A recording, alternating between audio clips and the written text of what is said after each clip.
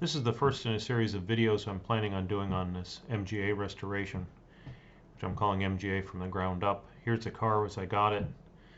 This is basically after I'd begun stripping the paint, torn it apart, put the parts on shelves. You can see the frame in the background there, which I'd already sandblasted and painted black. And this is the body when I was stripping the paint off the body. Here's the damage on the frame, and I began filling in these sections using exhaust pipe as a curved metal, and then I went on to working on these battery trays, which I purchased from Moss Motors. You can see the one on the right's pretty well shot. Now I've cut it off and I'm setting up this one. I changed the spacing on the battery tray to fit a battery I got from Walmart. I think it's a number 75 battery, something like that.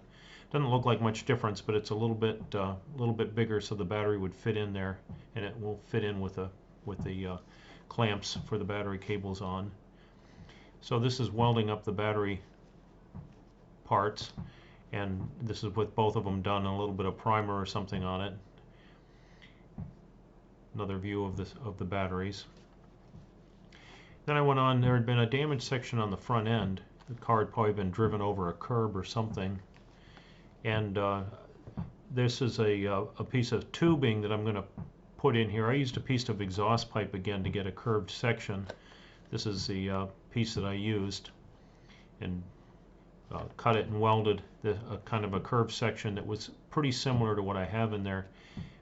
I think it'll be strong enough for this application. The original MG cross member would have been a mandrel bent piece of steel, which I learned up from Carl Heidemann up in Michigan when I went to a clinic on redoing MG bodies and frames.